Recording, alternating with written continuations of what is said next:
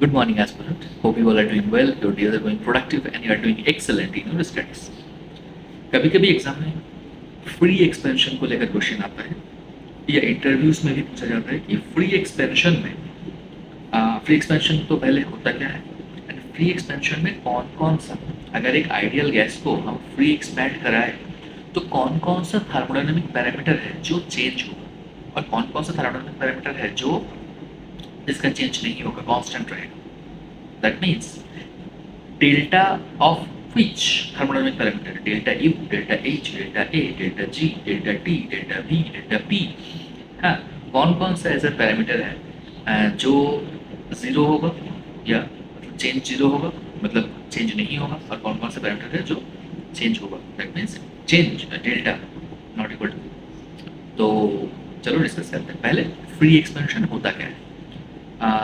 पूरा एक्सप्लेनेशन आप पहले इस वीडियो को पॉज करके खुद अपने दिमाग में सोचेंगे कि कोई इंटरव्यू में अगर आपसे ये पूछा जाता है तो जो भी नॉलेज आपके पास है उससे आप क्या आंसर करते हैं, उसके बाद आप मेरे एक्सप्लेनेशन सुनेंगे. ठीक है, सो स्टार्ट करते हैं. अब देखो, जो फ्री एक्सपेंशन है इसको ऐसे डिफाइन किया जाता है कि एक्सपेंशन अगेंस्ट वैक्यूम. कोई भी एक्सपैंड होने के लिए एक इनिशियल प्रेशर होता है, एक फाइनल प्रेशर होता है ना. कोई भी एक्सपेंशन के लिए इनिशियल प्रेशर ज़्यादा होता है, फाइनल प्रेशर कम होता है. अभी जो कम होगा, अगर फाइनल प्रेशर होगा ही नहीं, मतलब अल्टीमेट वो वैक्यूम के अगेंस्ट एक्सपैंड होगा, तो वही है अपना फ्री एक्सपेंशन. तो expansion against vacuum is free expansion. अब ये जो एक्सपेंशन है, ये अगर मान लो यहाँ पर एक एक्सपेंशन कैसे होता है, प्रेशर डिफरेंस की वजह से होता है. एक जगह पर वैक्यूम है तो वो एक्सपेंशन बहुत ही फास्ट होगा, बहुत ही फास्ट होगा, बहुत ही फास्ट अगर होगा वो एक्सपेंशन, तब उसको है ना रिवर्स बैक करने के टाइम ही नहीं मिलेगा. तब बताओ वो रिवर्सिबल होगा कि इरिवर्सिबल होगा. तो होगा इरिवर्सिबल प्रोसेस. तो पहली बात, जो एक्सपेंशन है, जो फ्री एक्सपेंशन है, वो है एक इरिवर्सिबल प्रोसेस. ठीक है. हाँ, इतना जल्दी वो होगा, उसको हीट एक्सचेंज करने का टाइम ही नहीं मिलेगा. हीट एक्सचेंज अगर नहीं होता है तो delta Q equal to zero, मतलब हीट एक्सचेंज क्यू जीरो. इसका मतलब वो एडायबिटिक प्रोसेस हो गया, तो ये एडायबिटिक इरिवर्सिबल प्रोसेस हो गया. ठीक है. अब इसमें वर्क डन क्या होगा, इसमें वर्क डन इसमें जीरो होगा. ठीक है. इसमें गैस को एक्सपैंड होने के लिए कोई वर्क नहीं करना पड़ेगा, क्योंकि अगेंस्ट में जो प्रेशर है वो तो नहीं है, मतलब वैक्यूम है, अगेंस्ट वैक्यूम एक्सपैंड कर रहा है, तो वर्क डन इसमें जीरो होगा. ठीक है. तो इसमें वर्क डन जीरो होगा.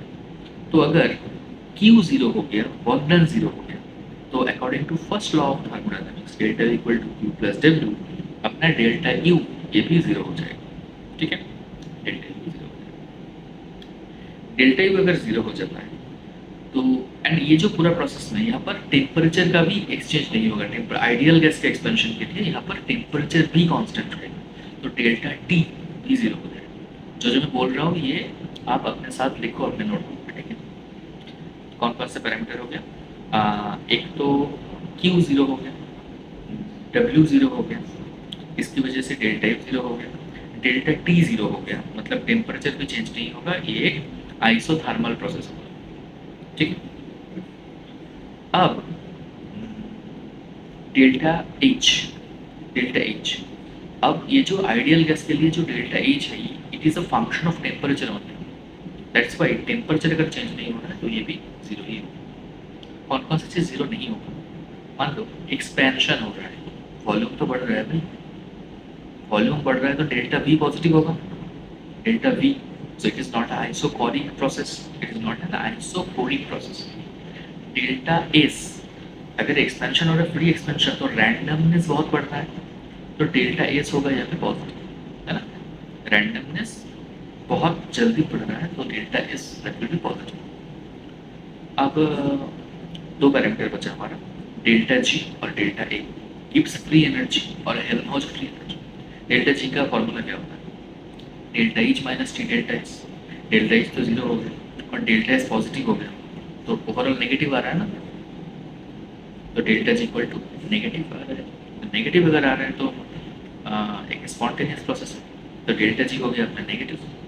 अब ये जो ए हो, जो डेल्टा ए है, change in Helmholtz of free energy, इसका फॉर्मूला क्या होता है, delta U minus T delta S.